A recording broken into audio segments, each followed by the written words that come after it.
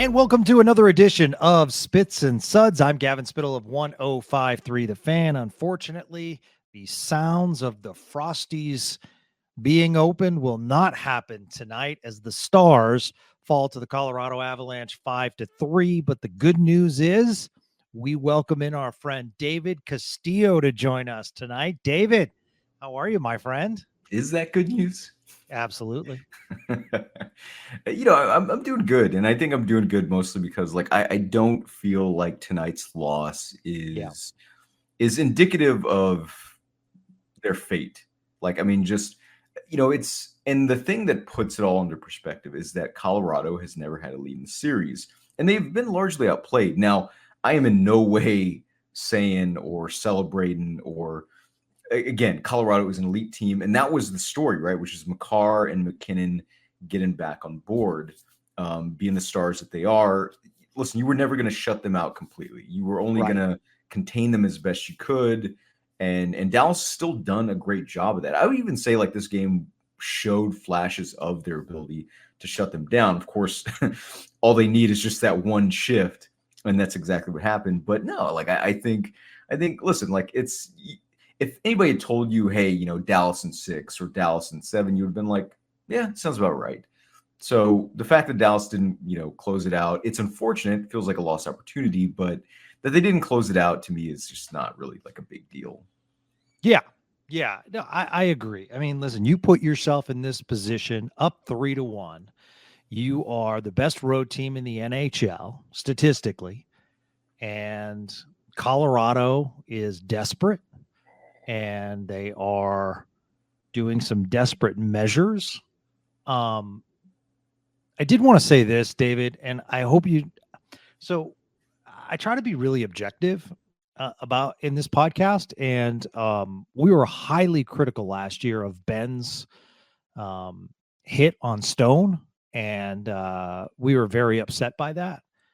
But in the last 2 games, the cross check on Hintz, and then at the end of the game, up by 2. Yes, the Stars are on the power play, but Josh Manson with just a low slash on Tyler Sagan's leg. He goes hobbling off, slams his stick against the wall. I don't know what's going to happen, but I think physicality is obviously going to be ramped up, but it's frustrating to me that 2 of the Stars' top offensive weapons are hurt based on a cross check and a slash to the lower leg, especially knowing Tyler Sagan's issues in that region in the past. So, like I said, I'm not trying to Dallas Stars homer this up. Sure, it's a Dallas Stars podcast, David, but at the same time, I think be better. I really do. That slash at the end of the game bothered me. The last thing I want to do is make excuses for Colorado, but I'm going to make excuses for Colorado. And what I'm going to say is not that I think in any way those slashes or the cross check was in any way justifiable. But Steve Dangle had the best rant like you'll ever hear about this. And who's I guess I should probably clarify because most people won't know who this is. He's just kind of a internet personality, if you will. Primarily covers the Toronto Maple Leafs, but has a really good show where they kind of talk about everything. And his rant was largely about like, well, this stuff happens. Like if you saw, like to me, the things that just happened to Hintz and Sagan weren't half as bad as what Sam Bennett did to Brad Marchand. Yes, of course, nobody likes Brad Marchand. Agreed. There's that reptilian brain part of us that even like feels like he has it coming. You know what? It doesn't matter. Like this is why I even wrote about that very fact, which is that like you may not care about Brad Marchand, and it may feel irrelevant because that's an East Coast matchup right now, but it absolutely affects the Stars. And we saw it tonight, which is that playoff hockey is called in a different way. It has a different rule book, and hockey, we even had a comment from the Department of Player Safety that felt like, it was a hockey play. Sam Bennett sucker punching Brad Marchand in the temple was a quote unquote hockey play. That tells you everything you need to know about hockey culture, how it thinks, how it views physicality as something that's just natural, even when it crosses the line. Yep. And this is the end result, which is that, well, refs aren't going to don't want to, they're conditioned to think of these plays as dudes battling. And so when these players cross the line, the refs naturally aren't looking at it in that way because they can't predict that a player may be injured as a result. They can just say to themselves, well, we don't want to affect the outcome of the game, so we're not going to call it. And besides, doesn't everyone love the violence? Don't you love the ultra violence, fans? Yeah, I mean, listen, I completely agree with you and I understand. I just think when I say physicality is ramped up, I mean, hard checks and um, physicality in front of the net. I just don't like a cross check to a vulnerable area and a stick to a vulnerable area.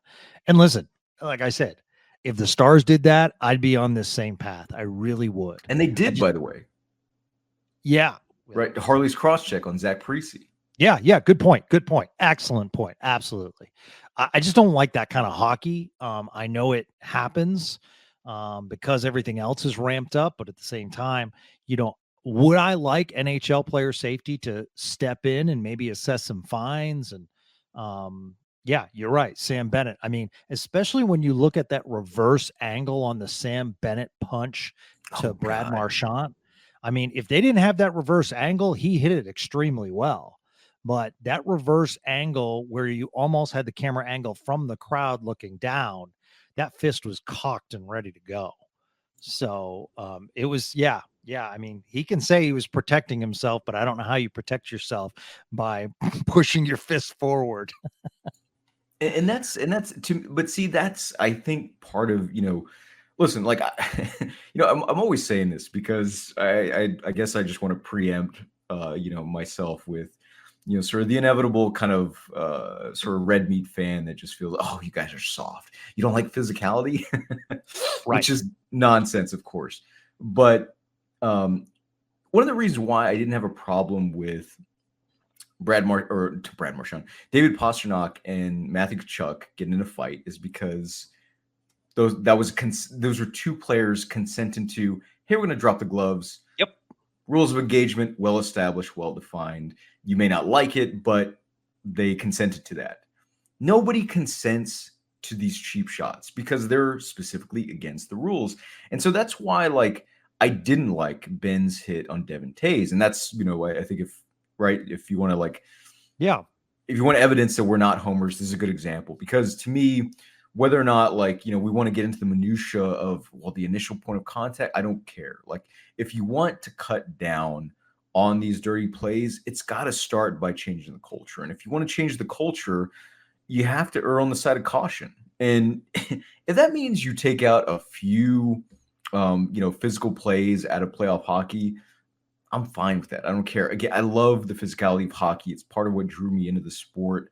But unless the NHL does something to curtail that, well, then it's always good, because we've had this discussion last year, the year before. I mean, there's always something.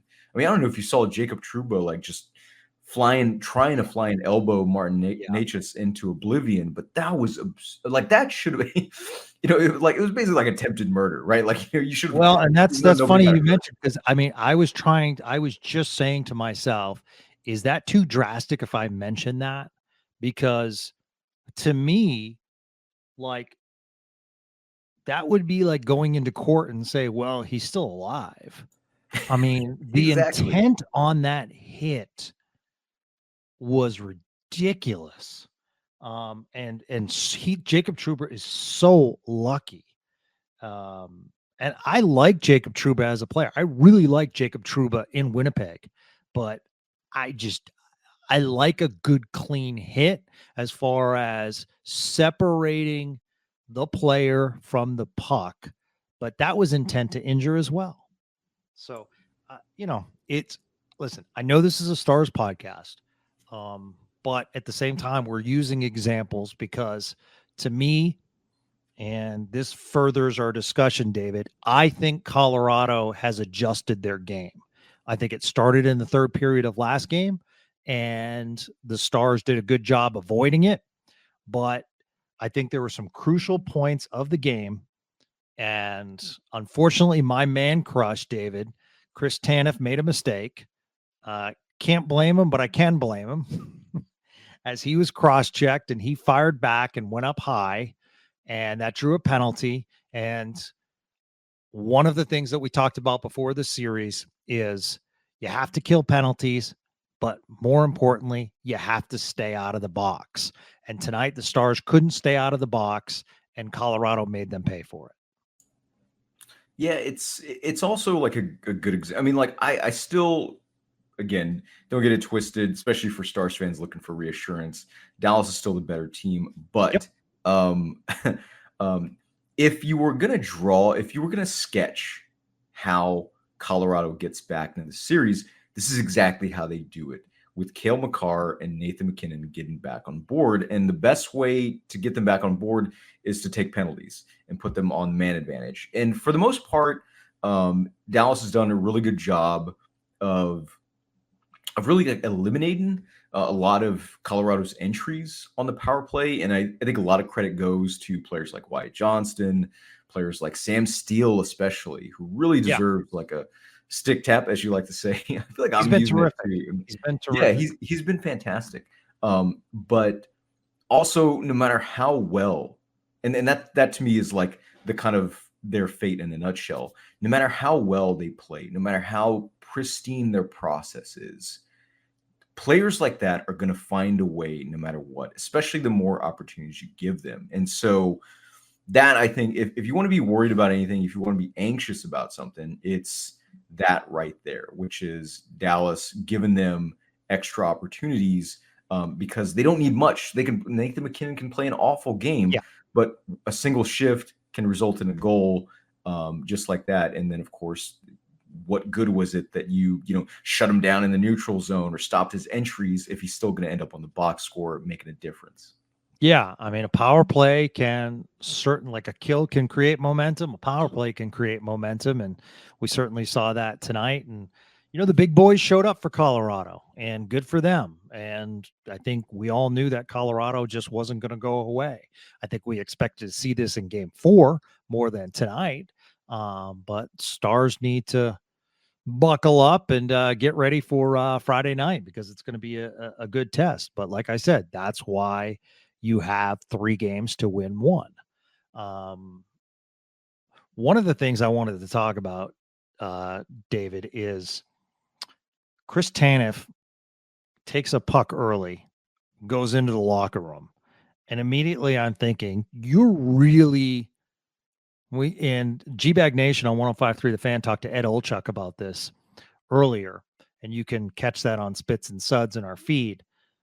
Talked about the 5 defenseman theory and Nils Lundqvist's limited playing time. Well, when you're already playing with 5 and 1 goes down, now you're really playing with fire, David. Yeah, it's almost incredible what Dallas has accomplished, basically playing 5 defensemen. But I don't like. I still feel like, I don't know. It's the kind of thing that is clearly working for Dallas, but it's also the kind of thing that you have to feel or have to suspect is going to reach a breaking point. That these players are going to reach a threshold. They may not play like it. It may not seem like it, but just like with Pavelski's age, it'll just come out of nowhere and show up. Maybe that explains why you've seen maybe a few more penalties from the defensemen than you would like. And it just doesn't feel like a sustainable plan. And I also think it just does an absolute disservice to Lundqvist. Like if he's relying on like 1 or 2 shifts to give maximum effort and to not make a mistake, what do you think is going to happen? Yeah, absolutely. Luckily, Tanev came back, but at the same time, something to think about. I did think the Stars got off to a nice start. They get on the board first once again, which is becoming a trend, which is real nice. I really liked how they went about it. They were just outside the zone, David. Duchesne wins the faceoff clean against Middlestat. went back to Suter over to Heiskanen. And as Heiskanen was about to fire the puck in, you could see Pavelski was right at the line and Robertson was curling in. And Robertson, with some good speed into the zone, causes the turnover behind the net and flips it. I don't think he was aiming for Joe Pavelski, but it went right on his stick. And 1-0 Dallas. But to me, that all came back to Dallas, who was really effective tonight on the faceoff and some big moments. And I thought it was great hustle. And I think that to me is one of the keys to Dallas as far as closing out this series is putting that heavy pressure on the Avs defensemen. I think they did a real nice job in the first couple of periods, but in the third period, especially as soon as Colorado took the lead, similar to what Dallas did, it just seemed as though Colorado was like, you're not getting in the middle anymore. We're keeping you to the outside. We're going to limit your opportunities.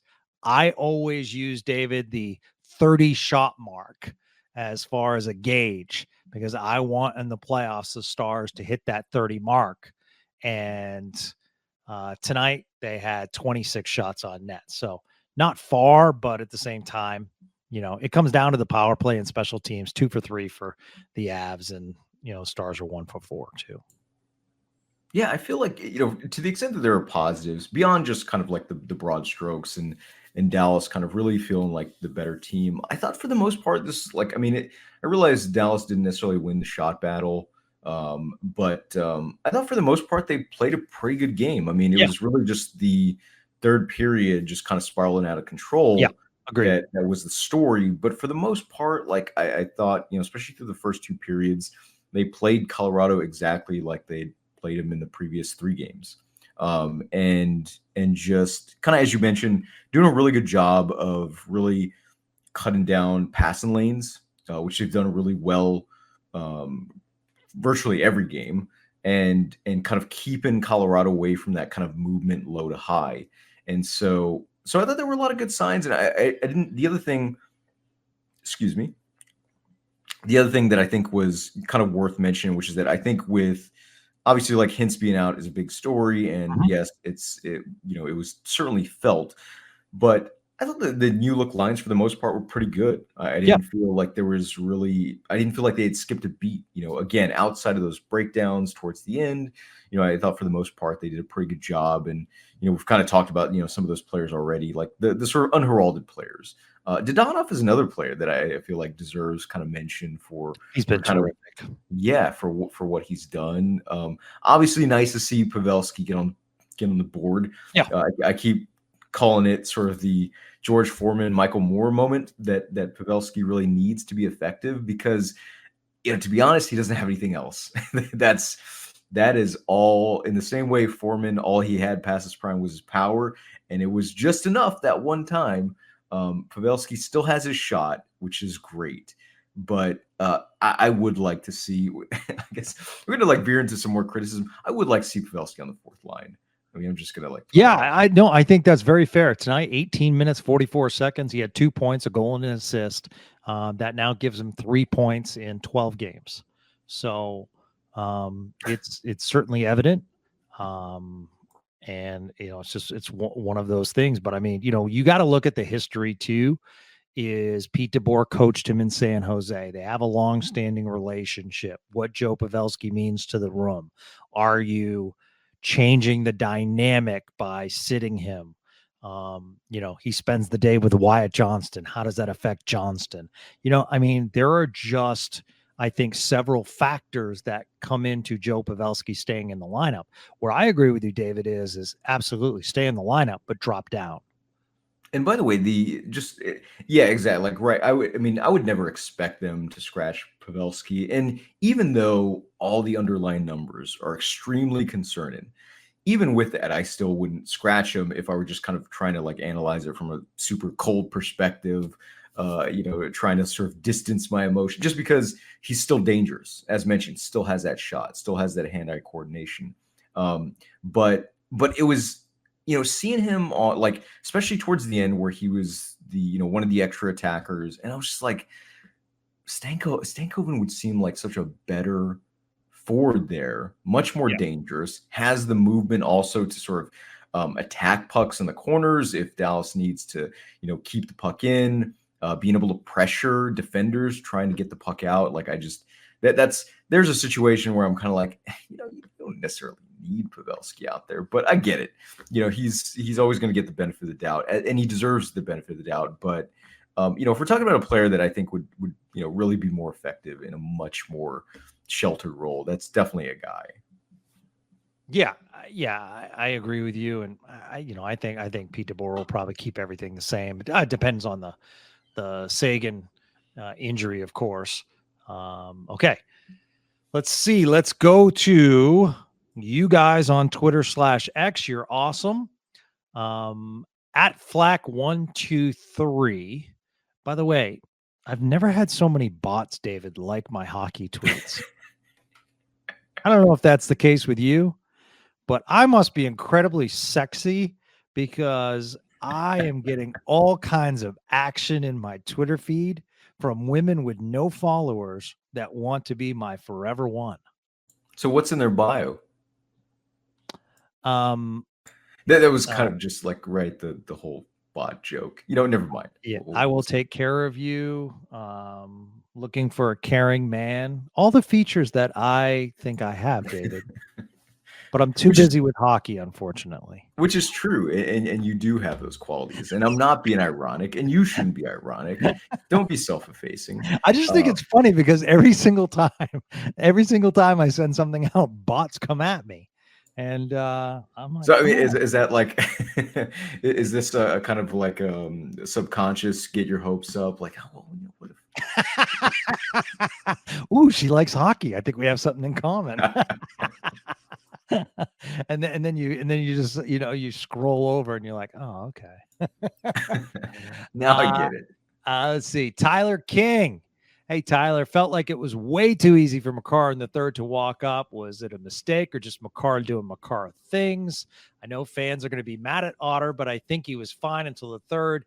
He has carried this team most games. David, why don't you take the Makar and I'll take the Ottinger? Well, I think with Makar, I mean, this is like, I really, I realize it's hard for fans to accept sometimes that sometimes it's not that you did anything wrong. It's that the other team did something right, or in this case, the other player. And Makar is one of the game's best defenders, certainly the most impactful defender offensively, and he's going to score a goal or two.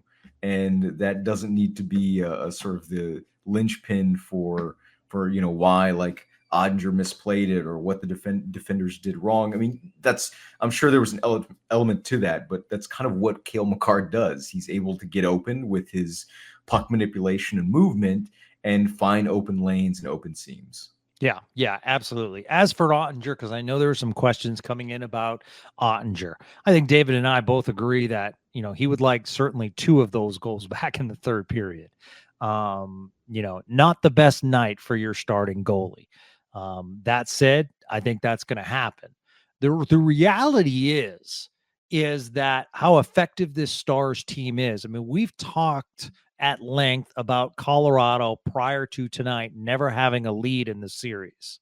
Well, ESPN threw up some more statistics. The first round scoring average for the Avs was 5.6 goals per game. Prior to tonight, it was 2.25 against the Stars, whereas the Stars were 2.28 against Vegas, and this round 4.25.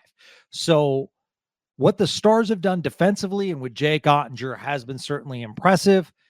Broke down tonight, specifically in the third period, but that's going to happen, especially when you see Makar and McKinnon explode like they did. But I still think that, excellent question. Let's see. Rod Norton at Call for Rod. So at times Dallas falls back on pass first play, like game 1 after lead, after 1-0, they went pretty style. Jake had a game like he thought through that he had already advanced past this, I think what he meant. But I just think that's Dallas's style, David. I do think they get pass happy, and I do think they try to pick the corners too much at times. I know that's what you have to do because hockey analytics tell you, where Georgiev's weakness, so to speak, would be. But at the same time, there was one. We talk about Joe Pavelski with 2 points tonight. 7 minutes left in the first period. Duchesne and Pavelski basically have a 2-0. Duchesne's in the middle, David. I thought Duchesne should have used his speed and got through and just shot the puck, but he passed it over to Pavelski, who misses the net. I personally, would love to see Duchesne, but if you have Duchesne streaking in like he was, if you're Pavelski, you at least have to put it on net for the potential of a rebound. Yeah, I don't really have much to kind of, it's hard to talk. Like, I'm of two minds with Duchesne, which is that on the one hand, I feel like it's always a positive sign when you're generating chances. And if you're leveraging your speed to control territory, hey, that's a positive. To me, that's the real way to look at plus minus. And but at the same time, like it's still, it's not just that he's unproductive, but that his decision making has just been really just odd, and he's definitely a player that kind of seems like he's still in regular season mode, where a lot of those moves in the regular season work like a charm, whereas in the playoffs they don't. And he still feels like a guy that I don't think has necessarily been like bad, even though the box score certainly looks bad. Yeah. But at the same time, like he still hasn't adjusted. He hasn't done what Jason Robertson did, a year ago when it really wasn't that great in the playoffs. Started to figure it out. Started, kind of the sort of timing and the physicality and the sort of the kind of juxtaposition of those two sort of suddenly made sense, and all of a sudden he was able to kind of become a genuine playoff performer, even though he's been kind of relatively quiet-ish in the series, but still been good. Whereas Duchesne, he's still trying to kind of make those. I don't know what you'd call it, but like I've liked his game and haven't liked his game. Bosch tools are built for workers. Bosch's powerful hammer drill has kickback control to help work go more smoothly when you need it. The 2-in-1 impact driver and wrench quickly changes between bits and sockets, so you only need one tool instead of two. And the X-Lock grinder switches wheels up to 5 times faster than standard grinders when you need to change tasks in a hurry. Bosch tools take care of the job and you. Bosch tools, what hard workers deserve. Learn more at BoschTools.com. When you're worried about underarm sweat and odor, it can be distracting. Like this. Or this. Or even this. It's time to silence those distractions with a spray of powerful Dove Men Plus Care Antiperspirant. Featuring our 72-hour protection and soothing 1/4 moisturizing cream. Because when you forget about your underarms, you can focus on being unforgettable. Dove Men. Forgettable underarms, unforgettable you. This is it. We've got an Amex Platinum Pro on our hands, ladies and gentlemen. We haven't seen anyone relax like this before in the Centurion Lounge. Is he connecting to complimentary Wi-Fi? Oh, my! Look at that! He is! And you will not believe where he's going next. The Amex dedicated card member entrance for the win! Unbelievable! When you get travel perks with Amex Platinum, you're part of the action. That's the powerful backing of American Express. Terms apply. Learn more at americanexpress.com/withAmex. Yeah, no, I would like Matt Duchesne to shoot more. But I know throughout his career, he has been more of an assist guy.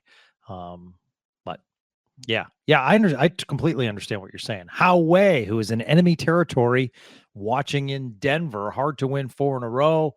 What does concern me is how freely Makar and McKinnon skated through the neutral zone. Also hope Sagan and Hintz are okay.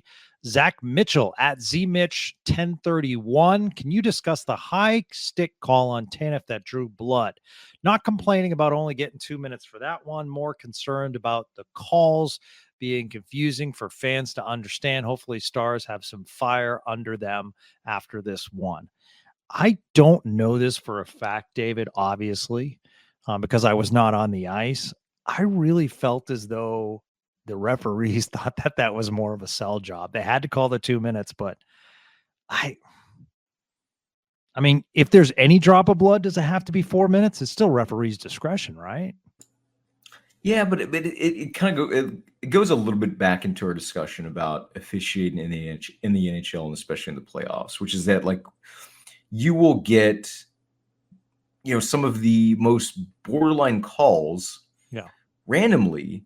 They're just like, wait, you called that, but not this earlier Right. or that earlier, and it goes back to what NHL officiating is really about, which is managing game states, trying to sort of, kind of going for this really, egalitarian kind of game state where like, well, we just, unless it's an obvious penalty, well, then, we're going to call it if it's like early in the game and somewhat blatant, but if it's like late in the game, no matter how obvious, we're not going to do that. And that's actually something that you see that is like statistically a reality, right? This is something that Cam Sharon, who used to write for The Athletic and now works for, I can't remember what team, but some team picked him up. Obviously a smart move, but was looking at penalties in the playoffs. And while penalties are technically called at a slightly higher rate in the playoffs, when they really stop getting called is the later in a series it goes. So once you get into these elimination games,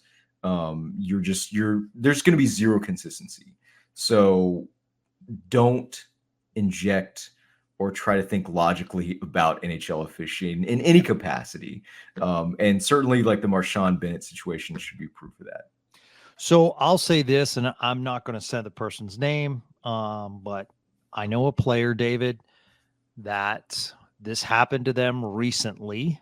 I'm not going to say the league. And basically, it clearly was a high stick, and they were down on the ice, and it was a pretty big moment in the game.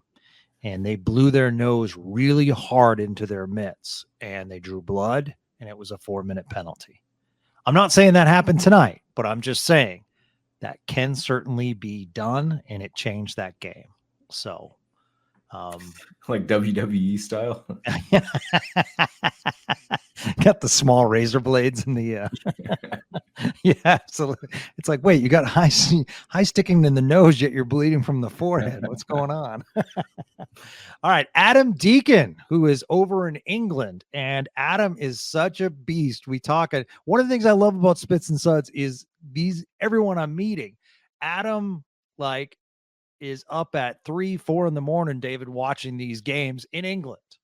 And he says Dallas seemed off their game tonight, and the officials were woeful yet again. David just touched on that. Manson's slash on Sagan and McKinnon on Tanev should have been called, but nothing. Lines were out of sync. Hintz is a big miss. He's missing on Friday. And here's something that we should talk about, David. Drop Foxa, play Bork. And I wanted to, now Sean, if he was with me, would say, Gavin, wait, and let's see what happens. He won't let me talk about it. But since David is co-hosting this program tonight, and David loves future conversations, I will ask you, sir, of the Substack Star Stack, which everyone could subscribe to and support David. I actually, if Sagan can't go, I like the move of Maverick Bork going in. What do you think? Yes, full stop. There's this, oh, by the way, credit to Adam for being a trooper. That's always impressive. But, it's, again, it goes back to, we keep talking about like culture, whether it's like officiating culture. And to me, the culture of how teams view and process and experience is just another example that needs to die. I mean, if you watched Maverick Bork in the Texas playoffs, yes, Texas lost and lost pretty spectacularly. I mean, they just completely cratered there at the end, but it wasn't for trying on Maverick Bork's part. And of course, there's every good reason not to play Bork, mainly because, well, hey, you still have, some quality players that can play in his stead. But I'm just trying to look at this from the perspective of what can this player give you from shift to shift. Leave out the experience, the points, the age. What can Maverick do for this team? Can he replicate, for example, the things that Sagan can? And I would say for the most part, yes. Like, sure, he doesn't have speed. but he's a player that really excels along the wall. This is a player that was also played on the penalty kills, so he's responsible. And his passing is just sublime. He's a player that, kind of like with Stankoven, really excels in being able to pass and movement. Yeah. He's a classic underhandler, which means that like he's not going to make those extra moves like you've been seeing from players like Duchesne. No, like he's not a playmaker that relies on creativity. And I think the playmakers like that are the ones that aren't good in the playoffs. Bork is a very just economic, in your face, very direct passer. And so when I just look at what he can give you just on a shift by shift basis, what he would look like next to, say, like a Johnston, I'm just like, yes, absolutely. He would give you much more than Ty Dellandrea or Radek Faksa. And so within frame that way, 100%. Yes, I would love to see it. And I actually think it would be the smart decision. Is it the decision? Is it what's going to happen? No, of course not. Is there a decent argument to not play him? Yeah. I mean, again, lack of experience. But again, I always feel like the enthusiasm. I mean, think about like who the best players are in the series, right? Like Wyatt Johnston, not a ton of experience. Enthusiasm can make up for a lot when you have that talent. Yeah, absolutely. And if you're wondering, would love to see Adam Deacon's followers go up. It's at Adam_Deaks, DEACS. And what I love is he roots for Charlton Athletic, the Manchester Storm, which is hockey, and Dallas Stars. So I just thought that's so random that, and I've had conversations with him and stuff like that. So support Adam. I'm going to go over there, David. Do you want to join me? I'm going to go see a Manchester Storm team. I'm going to go to England and visit Adam. Oh, that sounds really awesome. I was trying to figure out what is the name. There are only 6 teams in the Mexican Hockey League. And I'm really like waiting for that moment when you get somebody that also watches like the Dallas Stars and I don't know what those teams are, but you get where I'm going with that. No, absolutely. And I was telling someone tonight, one of the 1,578 things that I love about doing Spits and Suds is Adam's in England. We have a listener that sent us a note the other day from Australia. We have an amazing listener, former player in Italy that played professionally in Italy. So it's just so cool to do a podcast where it's legitimately worldwide now. And that's a big stick tap to all of you guys. At MB, tend to use a regular. Stars lost their composure and took 2 unnecessary penalties that cost them. I agree with you, MB. I know that was a tough one on Tanev because you get hit, you want to hit back, but Tanev knew he did it immediately. I didn't like Suter's penalty either. I mean, you just can't grab Nathan McKinnon's stick. You can grab other people's stick, but not Nathan McKinnon. They're going to notice that. The rear off game by Otter didn't help also. Otherwise, I don't think they played bad. Ideally, I'd like to get Delhi in place of Fox the next game if Rope isn't back. Better suited for this series. Thoughts? I think that carries the conversation. David, I'm a big Ty Dellandrea guy. But in this case, with the scoring ability, I definitely like Maverick Bork more. Yeah, I mean, we kind of, we talked about him, and it's part of what, and again, it's a credit to Dallas's draft, their scouting, especially Joe McDonnell, that a player like Bork, who, yeah, sure, doesn't have any NHL experience, say for that one game, is the type of player that you can insert into a lineup at the 11th hour in the playoffs because he's a smart player. He's a player that's not going to sort of give you, these awkward shifts. Yeah. The way that, some prospects in years past have, or even some of the veterans they have or have had in the lineup. Maybe not now. I think for the most part, the lineup is pretty well set. But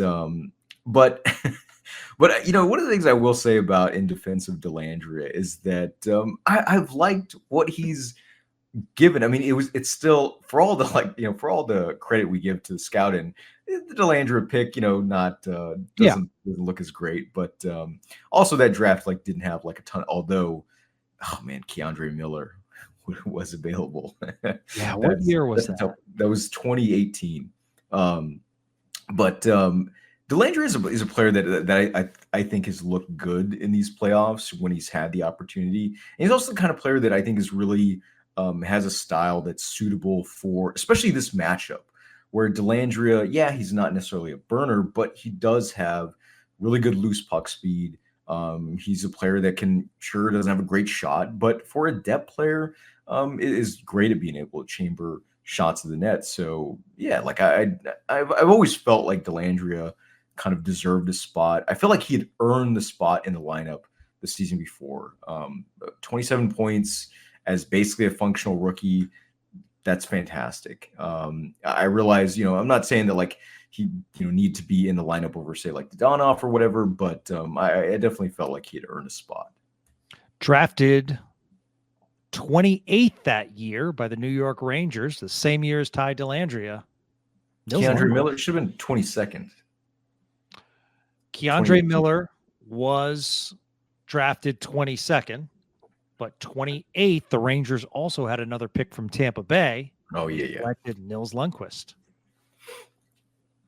Yeah, who is also not in the lineup even when he is. Just over 2 minutes tonight. Let's see. All right. Another international awesome Spits and Suds listener, Jordan up in Canada. I think the coach will have a lot of coaching points after that third period debacle. Also, discipline. Too many nonsensical, useless penalties taken by the Dallas Stars tonight. Yeah, I think we kind of agree on that. But overall, I thought they played okay. Taylor Garrison says, Sagan hurt now too. He slammed like the wall, like he knew he was hurt for real. Let's pray that's not the case. If he goes down, the Stars are officially battling a war of attrition. Love the pod. Thanks, guys. I will make the caveat, Taylor, that the depth of this Stars team, it eventually is going to get to you. But look at it as compared to years past. So, for instance, let's say you did play Maverick Bork. You still have Ty Delandria that's sitting. So you have options. And then defensively now, you have Bixel, who got called up. You have Petrovic that's called up. You have options. They're not great options, but I think they're more depth options than you've had in the past. Okay. By the way, I would add that those are not depth. I think they are great options even now. By the way, one of the things we did skip is kind of this sort of narrative about like composure, and I just want to say, like, I feel like there is, this is kind of, I don't. Yes, you can look at them in a vacuum and say, they're bad penalties, and they were, although you can kind of argue sort of. The McKinnon thing, with like Sutter, like players are really good at making themselves look like they're getting penalized when they aren't, and that's just kind of part of the art form, if you will, to draw in penalties. But one of the things I will say is that I do think that some of these penalties are also just a function of where Dallas is as a group of humans. 7-game series with Vegas that was absolutely brutal. And, I wouldn't expect them to play these kind of, for the most part, credit to DeBoer, because Dallas is not a penalty taking team. And I think, that's the reason why we kind of maybe criticize them when they do, because we so rarely see it. But broadly speaking, they're extremely disciplined. And that's something that's going to, stick with them throughout the playoffs. But the other thing is that, these injuries starting to rack up. This is what the playoffs generally are and are for most teams. It's not just who is the best team, it's who has the best endurance as well. Yeah. Evan Bloxam, at Evan Bloxam. By the way, Evan, gorgeous family. Otter was obviously bad tonight. He's done this since he's been a starter, where he is just a bad night after that easy third goal. Why not throw Wedgie in there and at least rest for game 6? I'll say this, Evan. I think Ottinger got you here. You're allowed to have a bad game, but I think a bad third period. Prior to that, I thought he actually played pretty good. But, it happens. Clearly, you monitor it. but Scott Wedgwood's not your answer. And, you can't go to the well at this point. And when you look at Ottinger statistically prior to tonight, he has been the talk of these playoffs as far as being a wall. That first game against Colorado was tough, but when you limit Colorado to 1 goal in consecutive games, and when you shut down Vegas like you did, one thing that's not talked about enough, David, is the Stars, being the number 1 seed, have played back-to-back Stanley Cup champions. So goals are going to happen. And I keep saying this, and listen, Evan, I'm not trying to go after you in any way. I'm just trying to give you my opinion. I think Jake Ottinger is like Dak Prescott in that it's all going to fall on his shoulders anytime there's a loss. And I just think sometimes, and yes, I completely agree with you, 2 soft goals in the third period, and it could have determined the outcome. Absolutely agree with you. That said, I think sometimes we go to the Otter well in every goal he gives up because we've seen him be so good, David. I think sometimes it's like, well, he should have stopped that. He should have stopped that. And to be like, yes, of course, like it's never going to happen, and it's absurd. But I think, to be fair, I do think that is one of the things that probably most fans kind of remember most about Wedgwood, which is that in the regular season, kind of seemed like the better goaltender in most occasions. And I'm pretty sure like Wedgwood's save percentage was maybe like slightly higher than Ottinger in the regular season. Yeah. When all was said and done, maybe it was a little bit lower, but either way, it was way more competitive than you ever would have imagined. But it's still like I think with Dallas, this is kind of it's as you mentioned, it's important to kind of keep in perspective how ridiculous their playoffs have been.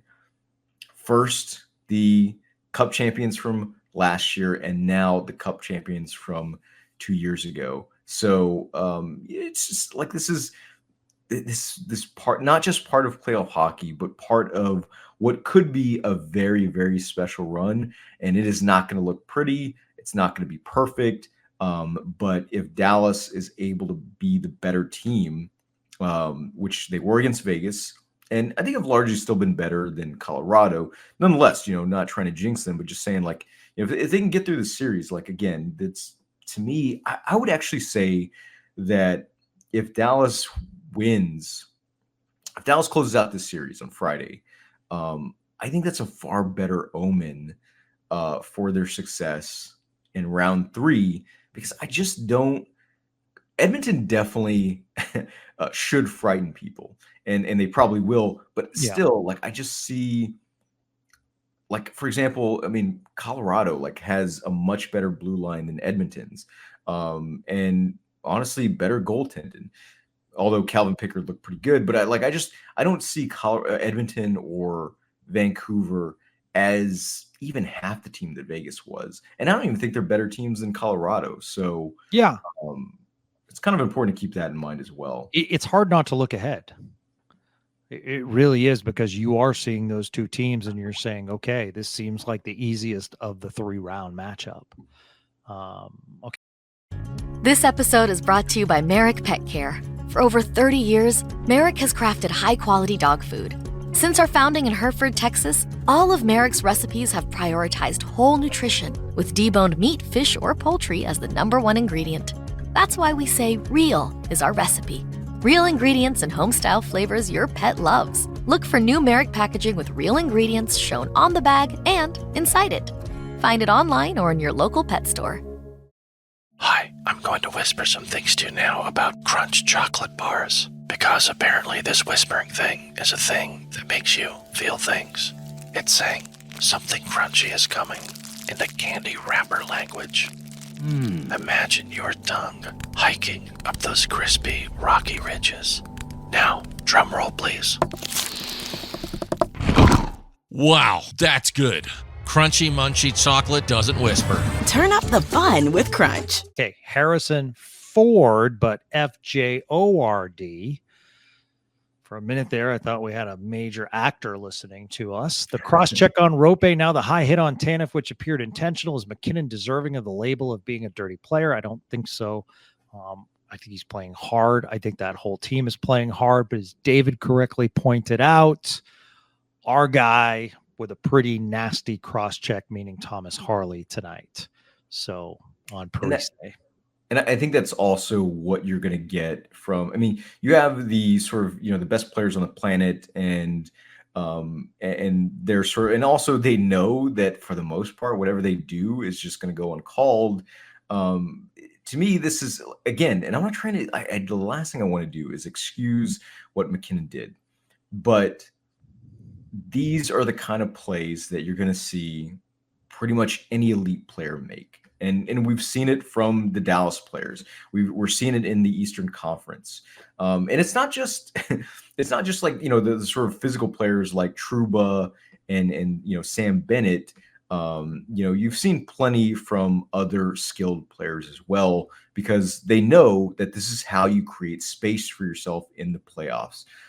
You got to fight dirty. As much as I hate to say it, but fighting dirty is just kind of part of how you create space for yourself in hockey.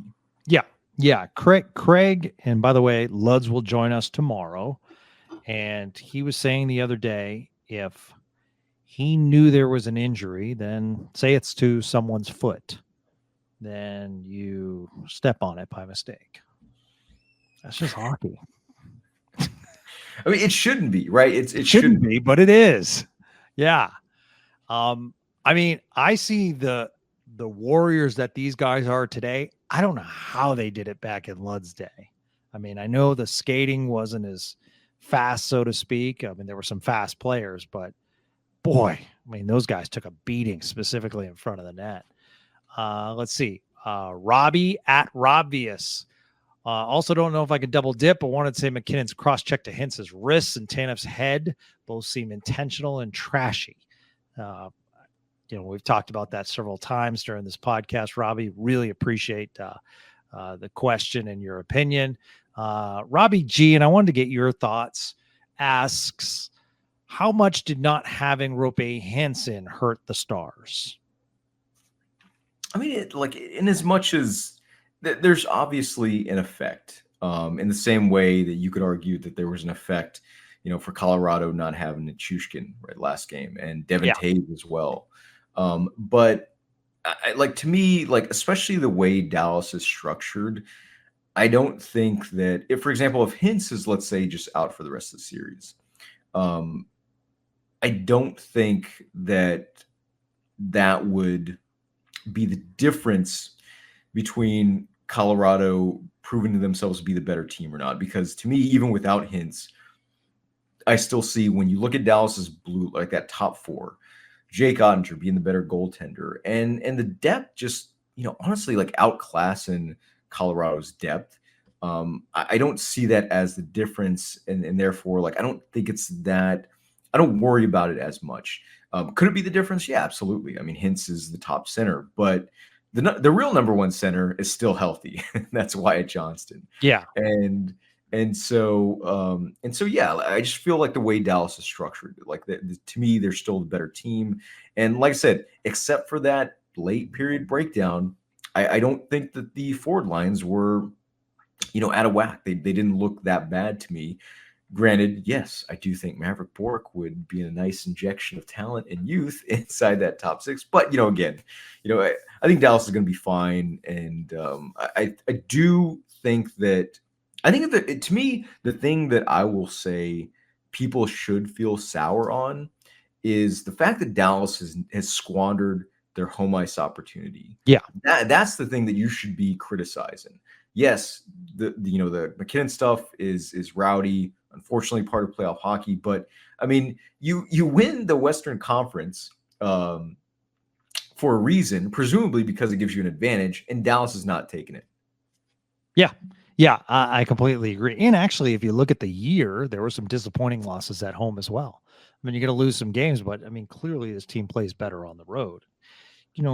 One of the things is that we kind of forget about, but when you're on the road, you can just concentrate on hockey. And, some teams are better on the road. I mean, heck, all we have to do is look in Arlington and the Texas Rangers and what they did in the playoffs. Okay, hold on. So not only is this like I don't want to hear about baseball, but Mhm. only because I don't watch baseball. It's On the not home me. of the Rangers, you're saying you don't want to hear about baseball. um, but it's can we just say like, wouldn't you rather, however, be a better home team than a better road team? I think so. Especially if you are the first seed and are going to have home ice advantage conceivably for the rest of the Western Conference. Yeah. I think so. I will say it did give me some confidence that the Stars won in Game 7 against Vegas. So, we have that in our pocket. I mean, I don't want to go to a Game 7 against Colorado. No, for sure. It's just like it's just bizarre to me that Dallas hasn't been able to leverage that in any meaningful way. And I think if you want to criticize Dallas, I think that more than the defensive breakdowns like late in one period versus the Avalanche to their best players, elite players, is I think the more concerning trend. Right. Yeah. No, absolutely. Okay. I'm going to run through some of these real quick. Jeff Johnston says, at what point is someone going to address the fact that McKinnon has gotten away with some pretty dirty plays? We talked about that. Z Dash with Suko. Maybe we can get an Otter shutout next game. Those 2 soft goals were rough, but he always bounces back after a bad game. That's one of Pete DeBoer's big talking points, is that Jake Ottinger is really good in bounce back games, and he has been really good on the road. Plus he's the villain when he's away. Yeah. I mean, Sean has talked to Jake Ottinger, and Jake Ottinger does like being the villain, does like playing in hostile environments. That's why he gets up for playing in Boston, where he played his college hockey at Boston University. That's why he loves playing against the Minnesota Wild in Minnesota, because he grew up about 30 to 45 minutes away from there. Big Rob, I hope they bring everything they've got in Denver. Let's see what else we have. I want to give everyone shout outs. Dylan Moreland, simple mistakes cost the game, not hard enough on pucks, leading to turnover, soft goal against Otter, first poor back check I've ever seen Stankoven make on 29's dagger. Attention to details, won them games 2 and 3 and lost them game 5. I love how hypercritical you guys are. I think it's amazing. I really do. It means you guys are dialed into hockey, and that's awesome. The fact that, Dylan, you're paying attention to that, kudos, stick tap. However, I think, like I said, hate to simplify it, but you were up 3-1 for a reason, and you're going to lose games. I think the toughest thing is enduring the roller coaster ride known as the NHL playoffs. Am I correct by saying all 4 teams with a chance to close out series lost? Yeah, no, because so yes to New York Rangers, who had a 3-1 lead on Carolina. Yes to the Florida Panthers, who had a 3-1 lead on Boston. Did they have a 3? Yeah, they had a 3-1 lead. But in this case, Edmonton and Vancouver are the ones that are stuck. Yeah. Okay. I think Vancouver's going to win, or Edmonton's going to win that one, but whatever. Okay. Eden Shadlow says, Sean talked about the momentum shifting if Dallas lost this game. How concerned are you both now about this series, or is this just a case of a good team having a good game? I definitely we saw a better Colorado tonight, Eden. I mean, that's the reality. They got their legs going. Their big stars showed up, and that's going to happen. We saw that with Jack Eichel in the last series. I mean, these players are elite for a reason. And I think, the fact that David's so calms me down. And that's why I love having him on the show. Well, I think the other thing too is that especially one of the things that I've been doing, or that I'm preparing to do for the Star Stack, is because I got ahead of myself and I'm like, Dallas is going to win this series. Let me start doing some film room analysis on how Dallas shut down Nathan McKinnon. Now, could that have jinxed it? Sure, if you're the superstitious type, but I think Dallas is going to be okay because, sure, McKinnon got on board, but tactically they've done such a great job of really taking away his passing lanes. And so I would expect that to continue. That to me is a sustainable performance. That to me is the kind of thing that they can still bring into game 6. Whereas Colorado getting this like miracle pass from Zach Parise off of a miracle bank shot from Middlestat, that's not something that's going to be repeatable. So yeah, no, I wouldn't be surprised if Colorado pushed it to a game 7, especially since now they have, home ice, which presumably is an advantage. Dallas would never know, but I mean, I still think that Dallas, they have an advantage in so many different ways. So yeah. Hopefully this will bring you a smile. Like tweets tonight from Piper, loving and kind-hearted, seeking someone to share happiness with. Don't miss out on a good time. Click bio. And Elizabeth tells me, my hot photo and video, free chat with me. So thanks to you, Elizabeth, and thanks to you, Piper, for liking my tweets. I'm so glad that you included like the porn bots in this this recap of important questions from Stars fans. They have rights too, sir. And they are very courteous. You got to give them that. Yeah, of course. Absolutely. Okay. Let's talk about you for a second, because we always try to promote those that support Spits and Suds, and you've been with us the entire season. Tell us about your star stack, what you have coming up, any articles from D Magazine coming up, my friend, because you have been a beast for us all years. Every time we have you on Spits and Suds, our listeners love it. So massive stick tap to you, my friend. Again, I don't appreciate you telling me lies, but I do appreciate you giving me a spotlight for shameless plugs, which is, of course, Sean and I have been doing daily recaps at D Magazine, what we saw, what it felt like, which has been a lot of fun. And of course, Star Stack, for those that love kind of silly original artwork, I had a post up there with 15 players, original artwork, and yes, look out for film room analysis. Now, that film room analysis article will never be posted if Dallas doesn't win, but nonetheless, if they do, that'll be something to kind of look forward to. Yeah, absolutely. Thank you so much for joining us. Really, really appreciate it. And just once again to highlight, if you have a chance, it's only a couple of minutes, but go back and listen to legendary analyst Eddie Olchuk, who will be calling the game on Friday night, I believe. That's a TNT broadcast. I did want to add, David, one tweet that we received from our friend, was it Crow Wi-Fi? I believe. Let me go down and just make sure. Let's see. Basically, he asked about the ESPN broadcast. Yeah, he did. Another high quality ESPN broadcast. Hopefully Ferraro will raise them up. He sent that prior to the game. I will say this, because Sean and I, David, were highly critical of the ESPN broadcast. This certainly was an improvement from game to game. I thought they did better. I thought Steve Levy was better on the call. I like Ray Ferraro. I think he adds a lot. I love his energy. I personally like AJ Malesko in studio. I thought she did a nice job. So I thought the broadcast overall was better tonight. That's just by the way, I really thought that was like your setup to like another response from like a porn bot on Twitter. So kudos.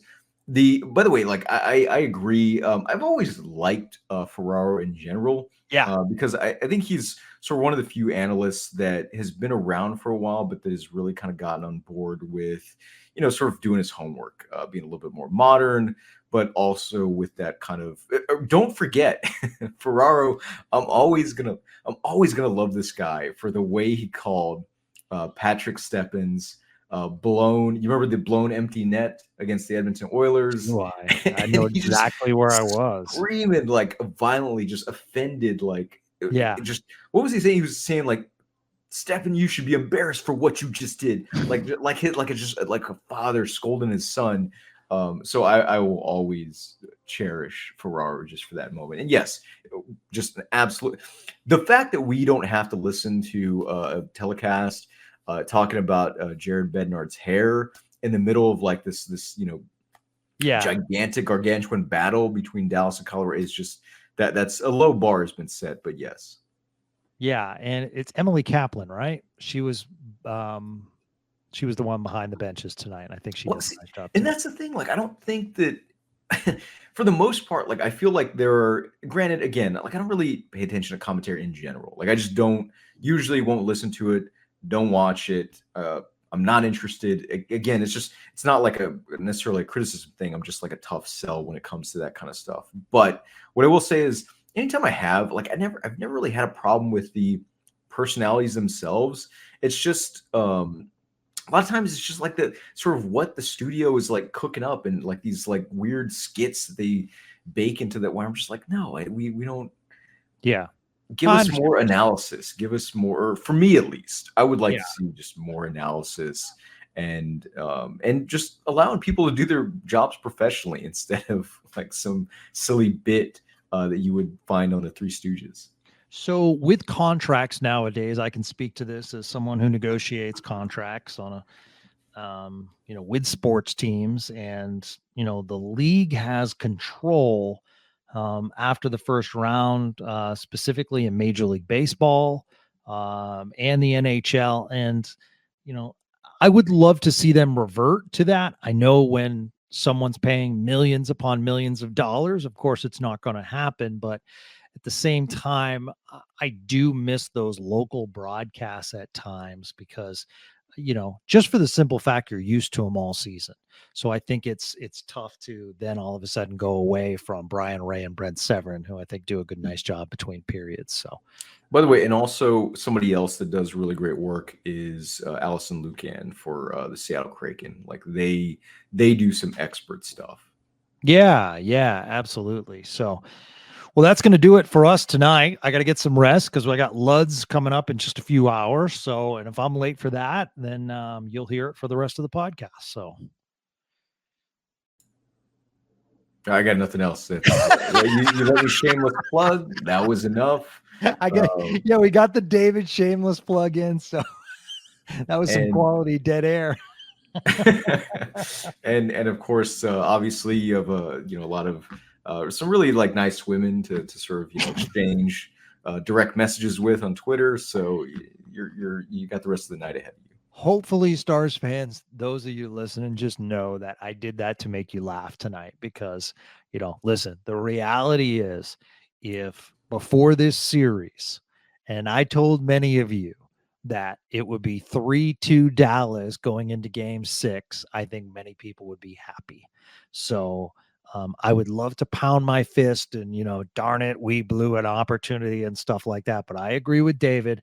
Overall, it was a quality 2 periods. You just can't continue what you did in the third into Colorado. Go back to that awesome road team you are. So for David Castillo, I'm Gavin Spittle. Thank you so much for listening and supporting Spits and Suds. Once again, we have Eddie Olczyk posted, Luds tomorrow, and then we'll be on after the game on Friday. Thank you so much for listening and supporting us. Have a great day, everyone.